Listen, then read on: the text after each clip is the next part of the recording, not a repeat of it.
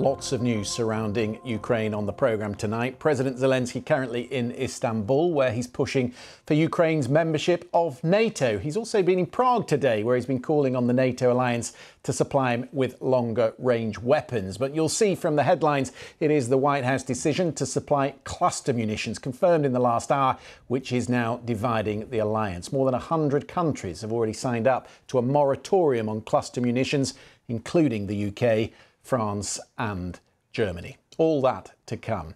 But let's talk about the counter-offensive in Ukraine, because it has been slow to take hold. There are soldiers, there are some Western observers who are starting to wonder if a breakthrough is possible, or whether Russia's defensive lines, heavily reinforced through the winter, are simply too much of a barrier.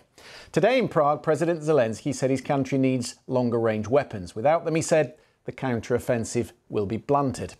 There are concerns within NATO that military strikes within Russia might lead to further escalation. So, what is the solution? Well, in just the last hour, the US has confirmed that it will be sending cluster munitions to Ukraine. Not an entirely palatable solution to many observers. But the White House says while these weapons do carry a risk to civilians, American cluster bombs are less of a risk to bystanders because US bombs have a lower failure rate than those used by Russia.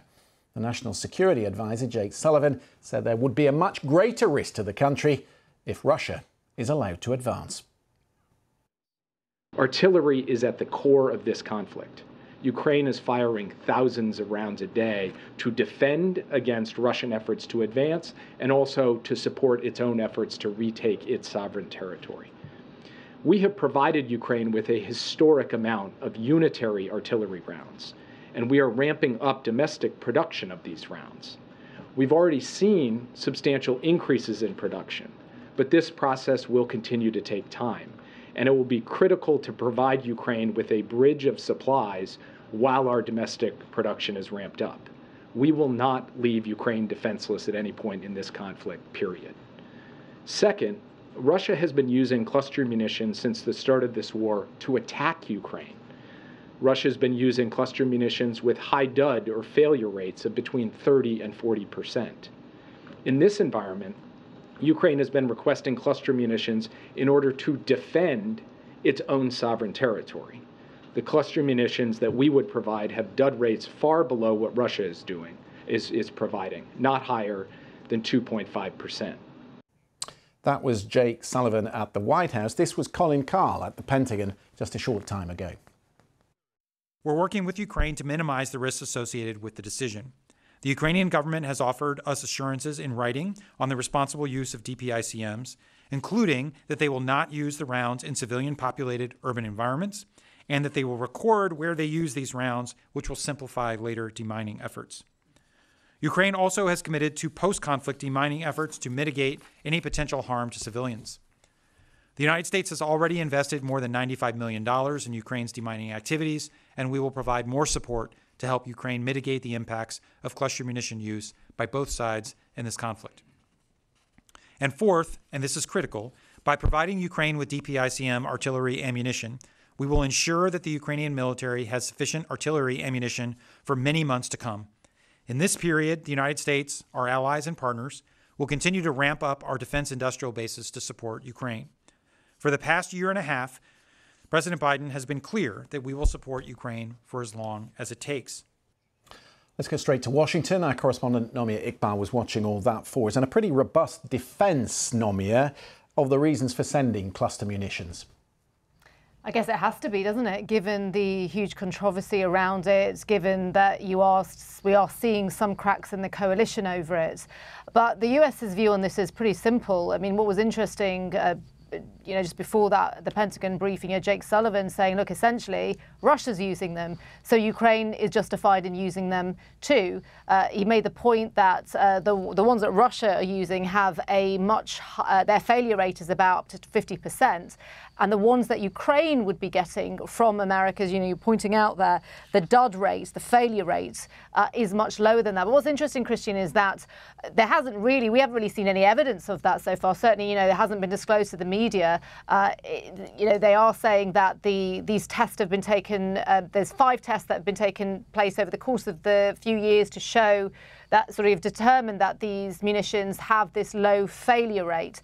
But that doesn't stop it from being controversial, because you do have more than 100 countries, NATO member countries, who are concerned about this. They have signed this 2008 treaty, which bars the use, the production, the stockpiling of cluster munitions. But America is confident that these munitions are justified in being sent to Ukraine, also making the point that Ukraine has an incentive to make sure that after the war is over, whenever that will be, that these munitions will be cleared up, and the US will assist in that. They talked about why they would be advantageous on the battlefield. I just wonder, Nomi, whether it also comes down to the US inventory. They've sent an awful lot of shells for the howitzers, for the HIMARS. This is a weapon that is quickly going out of date. They don't produce it anymore, certainly not for the US Army.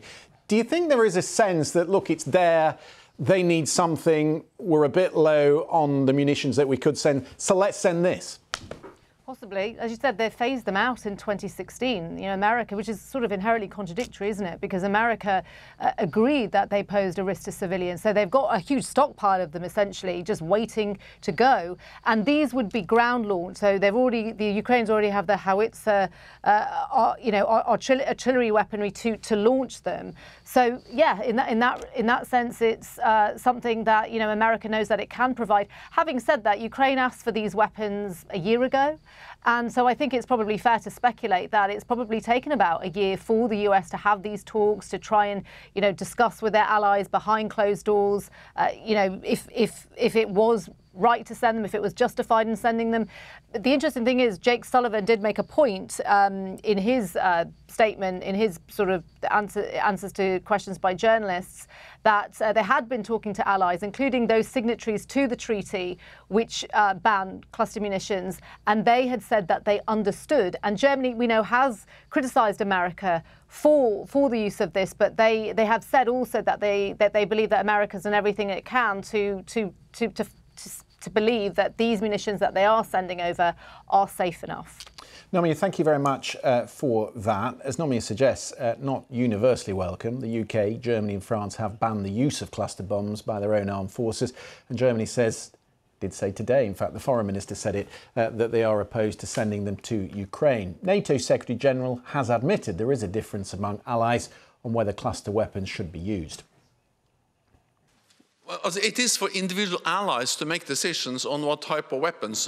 All allies agree that we should deliver weapons, ammunition to Ukraine, and allies are delivering an unprecedented level of military support to Ukraine. And of course, Germany and many other allies are delivering different types of ammunition, weapons to Ukraine.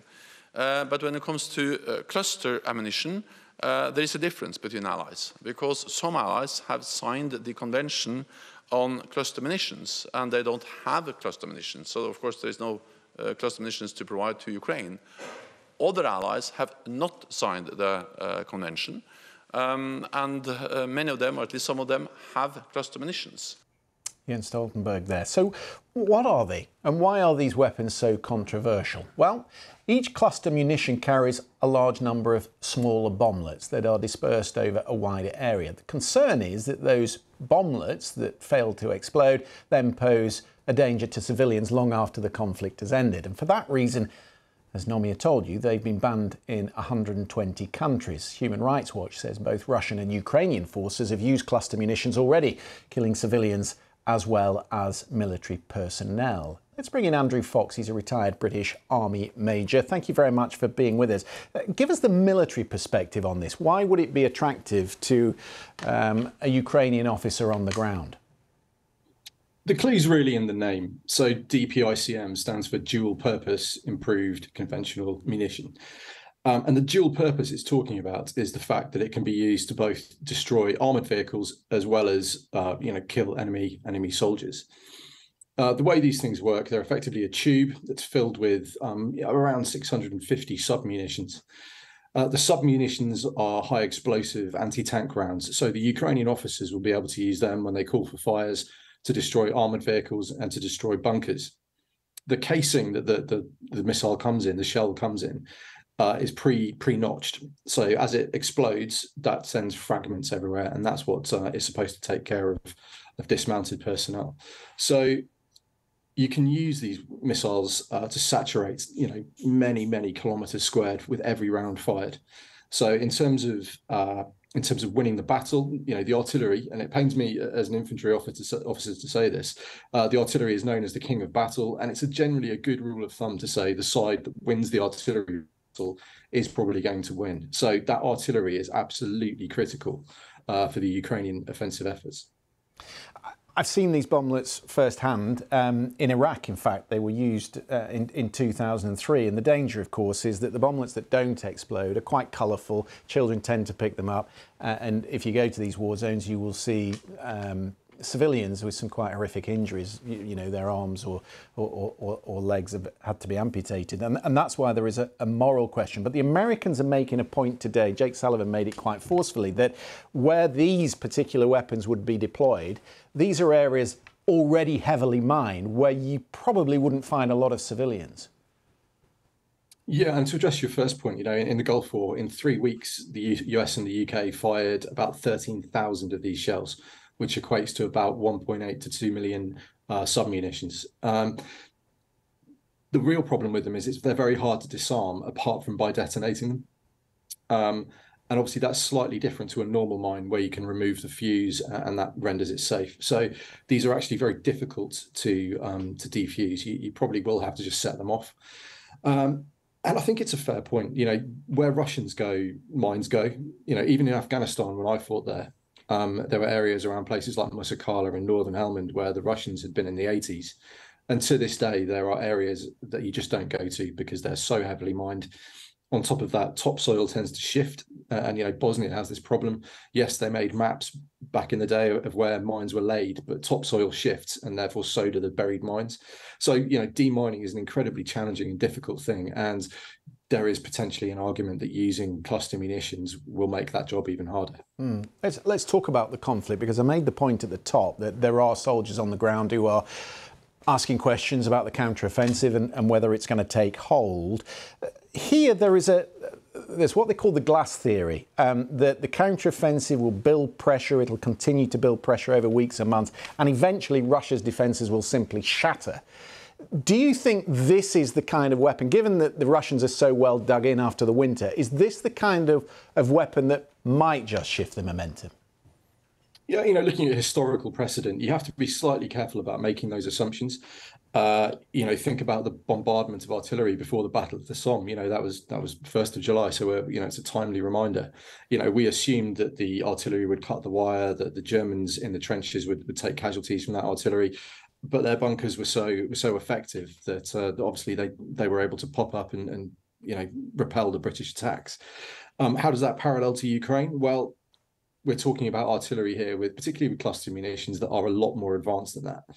And I think when it comes to the Ukrainian offensive, it's very clear they've got a tactic to try and grind down the Russian line and work out where the weak spots are and then attack them in force as and when they appear.